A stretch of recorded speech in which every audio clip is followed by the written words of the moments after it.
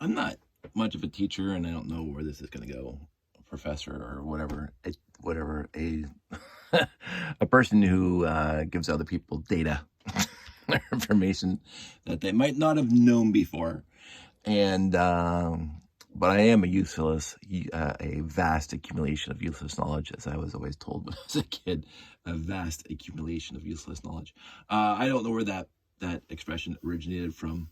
Probably a TV show or something. But when I was a kid, I was always Mr. Trivia, especially with stuff that I was passionate about. I could tell you episode names, directors, and who co-starred in most Star Trek episodes back in the day, and that's TOS era, by the way. TNG, I just love the show.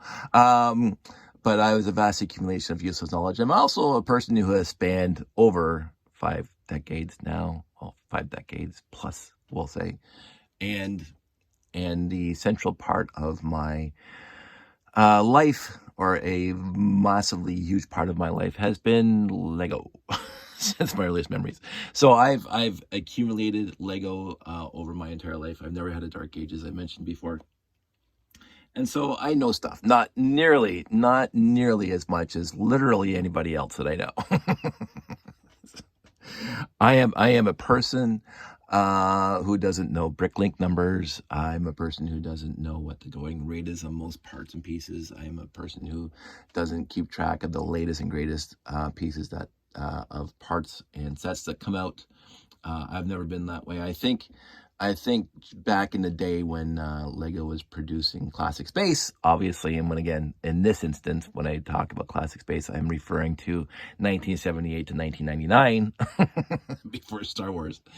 So Classic Space, in most instances, just goes from 1978 to 1985, 86, right before they released Futuron, because, again, Classic Space is a subset of the space theme. Futuron is a subset of the space theme, Blacktron 1, and then Space Police, blah, blah. They're all sub-themes of space.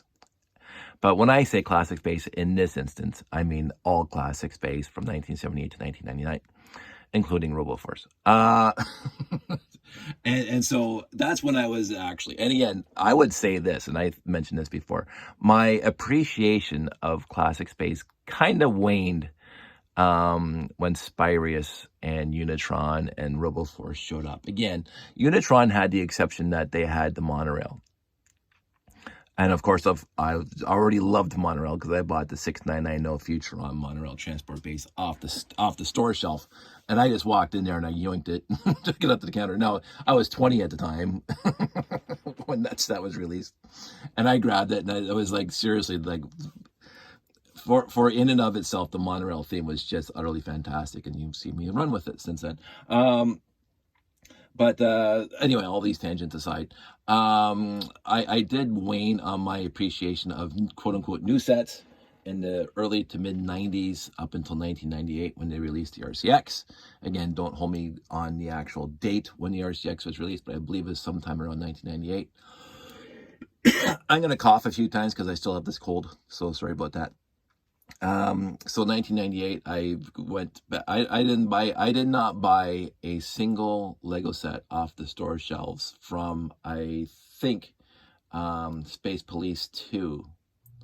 And I only bought one set from Space Police 2, all the way to the RCX.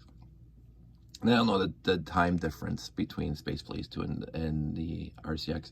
I don't think it was that big a gap, and I should have looked it up, but I wasn't going to talk about this, so it doesn't matter.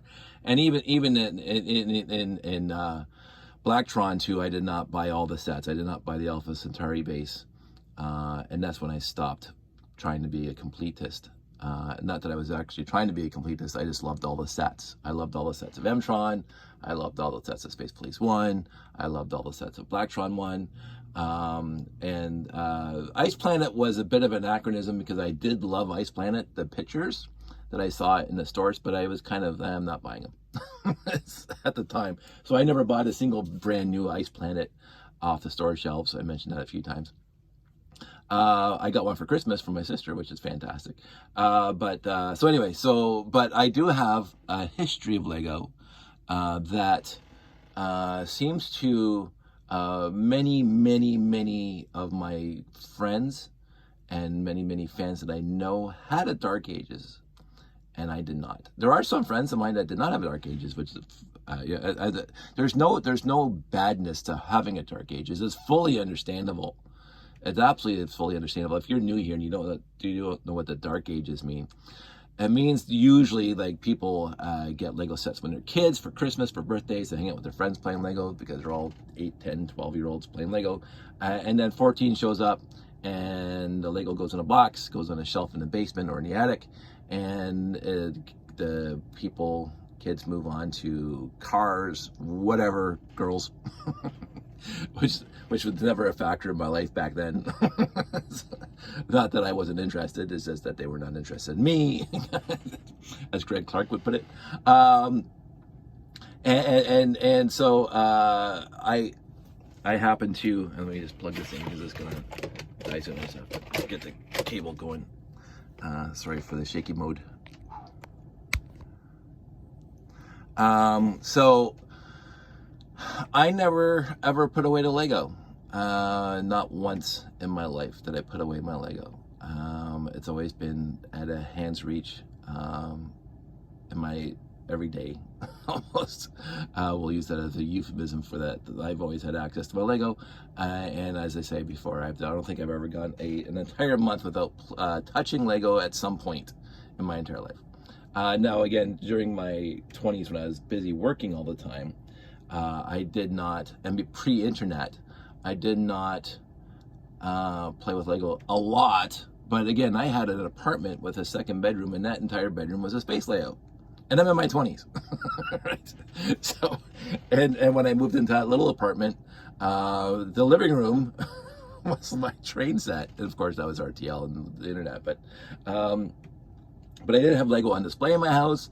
I had Lego readily available, so when I was bored and or not watching Star Trek, I'd be playing with Lego. So I was never one of those guys, this is far too many tangents to start this thing. I was never one of those guys to go out to bars or go out to clubs all the time. Although, again, I did. I had friends, and we went out to clubs, and I mentioned my trips to Oktoberfest, which was utterly fantastic.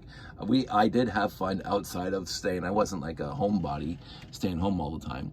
I had a wonderful group. I still have a wonderful group of friends, and we always did stuff like camping and, you know, scuba diving and blah, blah. Scuba diving was massive in the 90s. That's probably also why the Lego waned, especially buying new stuff. I was scuba diving a lot. I did a lot of scuba diving in the 90s, by the way. That's great. My buddy John and I and all our friends, we did lots of diving back in the 90s. Because I do have other hobbies and camping and blah, blah, blah. But anyway, the Lego has never left my purview, as they say. And so all this to say, 8 minutes to get to the point where I'm going to talk about this. I've been talking about, you know, these things the last bunch of episodes, and where am I camera here? You know, and the various things. And I want to say, thinking about it last night, I went, after I uploaded that video, I was thinking about talking about this. I first did this kind of thing. Let me just get this over here. This isn't my original, but I first did this kind of thing. I'm not going to zoom out because the camera's, well, maybe I'll zoom up a little bit, see if I can zoom out. That's zooming in. My first iteration of this is well pre-internet. Although people would say these pieces did not exist pre-internet, and they didn't have to. And this is where this video is actually going after 9 minutes. To talk about, and everybody knows this, but I thought I'd put it out there for austerity and whatever, and posterity and blah, blah, blah. These angle brackets, I don't know what they call them, but the angle joiners for Technic axles have been around for an exceedingly long time, but they were not the first. These guys down here were the first angle brackets.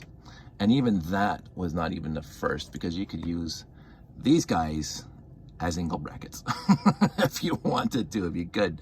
Now, I didn't have a lot of these growing up. I got my first one when I got my 854 go-kart, and I said, and the instruction booklet had, hey, nice to haves, and if you want to build this, and they had like an A-frame built with like 6 of these. And of course, I didn't have 6. I only had 1. So I guess they were saying you should go and buy more Lego sets. And I think 3 or 4 came in the supercar, the 853. Of course, I didn't have the supercar at the time. But you could use these as angle brackets, but of course, universal joint doesn't work very well as an angle bracket unless you actually have some reinforcement somewhere to keep the angles the way you wanted them. So that was out. So, and this is the guy that came out in 1977 for the original Technic or Expert Builder sets. And this thing doubled and tripled and quadrupled as many, many different ways of doing things. And it's still one of my favorite pieces ever that the Lego company's ever produced. And I understand why they discontinued it, but this thing was so handy to have around when you're just doing whatever you wanted to do. And again, they ostensibly built it to be part of the piston head. This is the piston shaft. But in the end, you could. Oh, should have been more prepared for this. Let me get this thing down here. And again, the original Technic sets did not have friction pegs, by the way, which is, that's busted. That goes into the bin of doom. And we're going to be talking about the bin of doom in a second. I'm sure I grabbed the light play one. You can get like a peg, a gray peg, and you can make this into an angle bracket. Now it's a little different now. And I think they did this in the helicopter set for the rotors, and the mechanism for the rotors being moved up and down. They used something like that, and the axles would come out of here and push things around, which was a kind of neat way of doing things. And I use this technique. I gotta stop saying technique when I meant technique and say technique when I meant technique. This is a really useful, but again, you can make your angle brackets out of these guys, but of course now they're 2 studs wide instead of 1 stud. So Lego came up with their own solution after a fashion, and they came up with this piece. It wasn't too long after the original Expert Builders that they came up with this piece. The 8844 helicopter being one of the most, this thing was so ubiquitous in that set because of course I had to make the whole canopy, and I wish I had my 8844, I think it's 8844 built, because I did buy that one off the store shelves because it was really cool. And I thought this piece was really, really cool. The fault of this piece, let me just bring it in closer, right? The fault of this piece, oh look, you can see right there, that's the fault of this piece. And I grabbed, I thought, oh, maybe this is the one I grabbed. It broke so exceedingly easy. Those little teeth on there, it was such a pain. These things broke so much.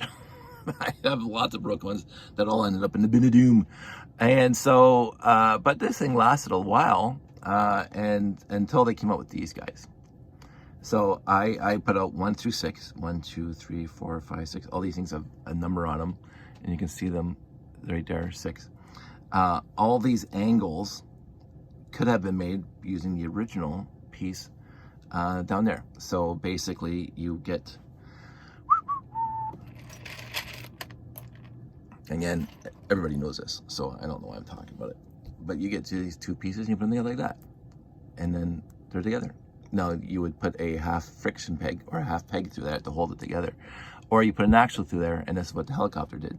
And then you can have whatever angle you wanted, and so you can mix and match your angles. You didn't have to have a specific part for your angles. This thing could go from 1 to 6, and every angle in between.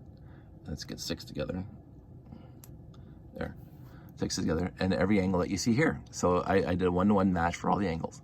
The one thing that this thing offered, especially on angle 1, because this thing is just, it's a hole, not an axle hole, is that because of this thing, you could actually put the half bushing on there with the teeth. Here's your half bushing with the teeth on there. So you could actually put this thing on whatever angle you wanted.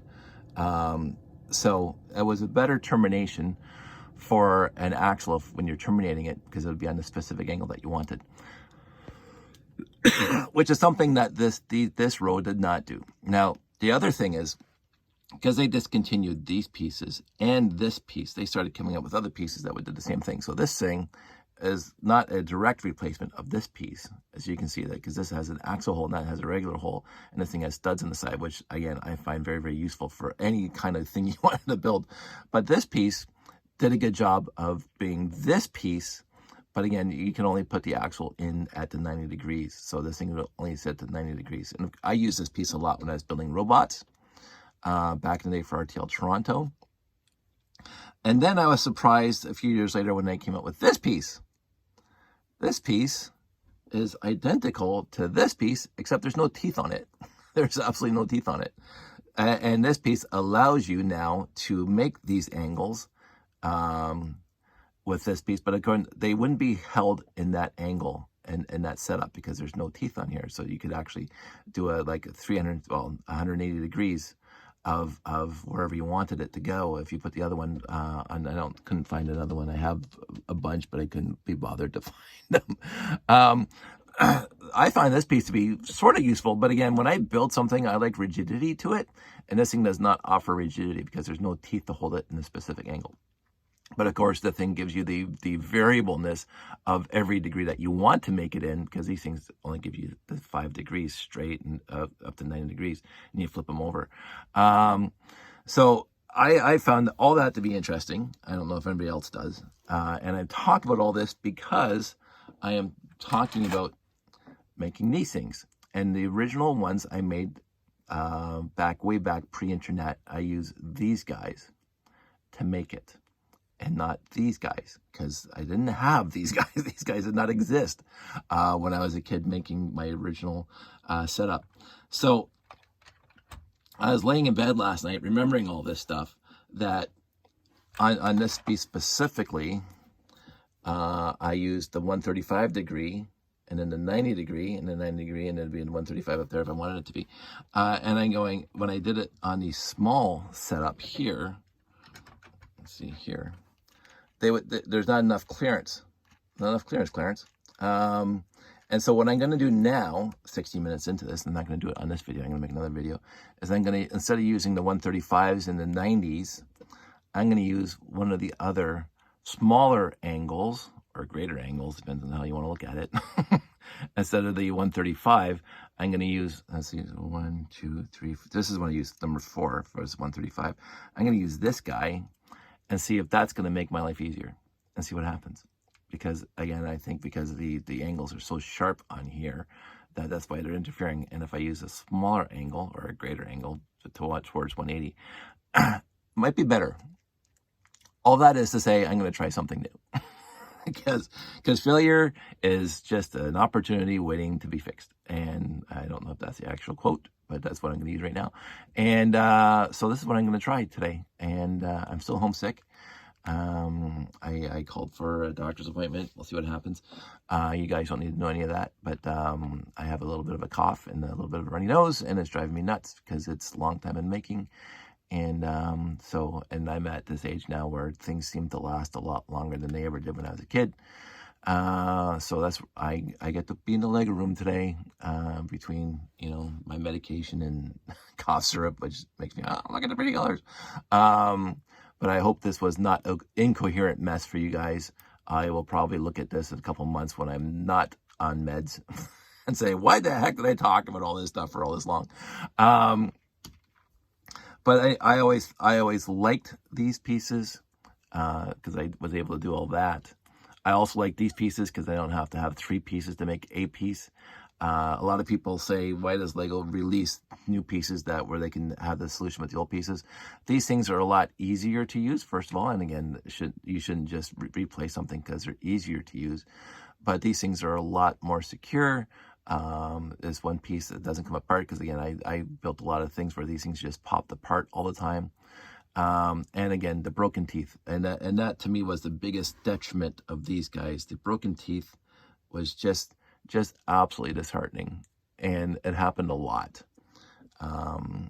Yeah, that's almost been a doom material right there.